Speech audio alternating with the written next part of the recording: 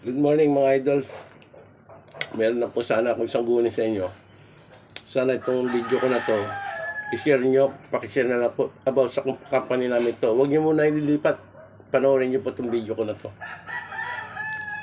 Pumasok ko noong araw 2019, October 28, 330 lang ang sweldo ko, 10,000 a month. 13-month pay ko, 5,000 lang. Monthly po yan ha. Hindi pa nakatim ng 10,000. Nagkaroon po kami na HR. Tinasa nila 461 ang ano ko. Ayan po, naka-video po, nandiyan po naka-video. 461. Hindi po siya hindi po siya monthly. Ginawa pong arawan. Sa 461 po magkano lang ang dinagdag? 500 lang mahigit kada kaysa. Very po yun, 12 days lang yun. May 13 days, may 12 days. Kasi, ang alam ko, pag 13 days, may 31. Kaya naging 13 days, 12 days lang po. Marami po nga nagsushortcut ko lang kasi ayoko po kayo mainip. Sumunod po, naging 500 ang sweldo ko. Di sa mga tweed, 13 days, 6,500. Tapos, 12 days, 6,000. Sabi, 13,000 a month. Hindi nga monthly, dalang arawan. Paano naging 13,000 kung nagkakamali man ako sa kwenta? May 12 days, 6,000, tapos 6,500 yung 13 days. Ang kwentado ko sa loob ng isang buwan 12,500 lang. Nakalagay doon sa 13,000. Gusto kong picture na ayaw na pa-picture dahil bawal daw. Bakit bawal naman kako? Dahil illegal to. Marami kasi nasasabi ang company namin. Wala raw lisensya. Sabi daw, yun ang sabi. Yun ang sabi, ewan ko nasabi ko lang yun dahil narinig ko lang sa kanila. Ang maraming pong company to, meron sa Coglio, may sa Montalban, meron ngayon sa Albany, 7 palapag po yan. Yung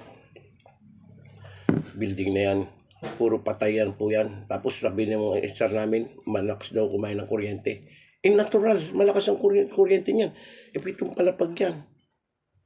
Computer, elevator, lahat ng mananahe, por di kuryente, mga aircons, mga die-cut, yung mga machine na nagbabagsak sa mga metal matings. Kaya kung nasabi yun, pinagbawal niya yung mga stay na rice cooker, mag-sign daw sa rice cooker. Pinagbawal dahil gawa ng mataas daw ang kain ng kuryente. Dinahilan niya yung rice cooker. Natural lang naman mataas ang kain ng kuryente dahil nga 7 palapag pa yan, dami yung mga gamit. Nung ginawa ng mga hindi siya nagsaing. Meron naglabas yung extra ng isang malaking kalderong ganyan. Magsama-sama raw lahat ng bigas.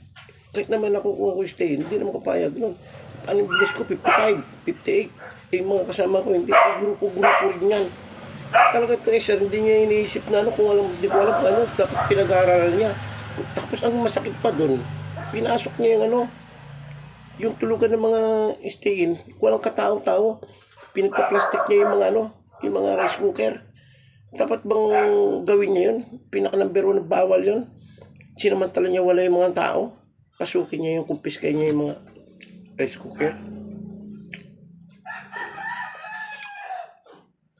Kaya mga idol, ang gusto ngayon, kaya ako, i-share niyo sana itong video na to.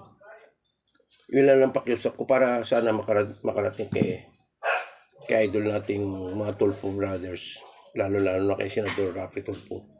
Gusto ko po ma-interview niya sa akin na matawag niya ako, makapunta sa kanya, makarating to sa kanya tong video na to para makausap niya ako. Doon ko marami pa po paputok diyan dahil sa mga anomalya rito sa kumpanya namin. Napakarami. Ang mga tao hindi makagalaw. Para na kami binabraso, hinawak kami sa leeg niyan. Kunting galaw mo, IR. Hindi incident report kagad. Ganyan ang ginagawa namin. Pati pa sweldo, napakababa. Ang daming mabababa sweldo. Yung mga nagsipag-resign, 527, 12 years. May 420, may 423, may 460 na sa opisina. Ang marami ngayon, yung baguhan, 465, 456, may 469.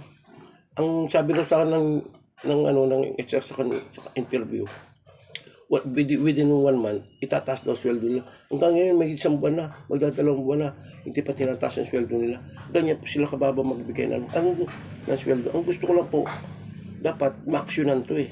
Itong kumpanya, may 40 years na po. Kasi may pumasok dito, 16 years old, nag-retired. 60, edi 44 years. Dati ng company yan.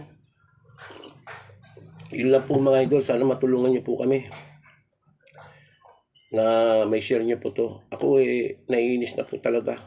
Gaya ng inulit ko yung ginawa nila sa akin na gusto kong magpahinga. Sabi ko may mga drivers naman dalawa natitira dyan. Magpanotaryo. Sabi ko masama talagang pakiramdam ko para ako nahihilo. Dahil nga sa puyat pa. Binigyan na lang ng binigyan na lang ng sama. Nag-report kagad sa amo namin. Kasi yung mga kakapatid nga na yan, inulit ko. 4 na magkakapatid dyan sa kumpanya na yan. 2 pinsan. Sila nagsisip-sipan. Siyempre pinapabura naman ng amo namin. Di ba, kung sa labor, alam po natin yan, sa isang kumpanya, bawal ang magkakapatid. Ang dami nila, 4 pa. Yung pinsan pa. Hindi na po makatarungan yung ginagawa nila sa kumpanya. Wala pong makaano sa amin. Ako malakas ng loob ko ngayon. Kahit tanggalin nila ako, walang problema. Itong video na to, pag nalaman nila to, suspendin ako. Pag sinuspendin nila ako, papangalanan ko ang mga HR. Lahat ng magkakapatid, pati ang kumpanya namin. Yun lang po. Maraming salamat. I-share lang po. Thank you very much po. Pakiusap ko lang po mga idol. Share nyo lang po ang video na to. Thank you.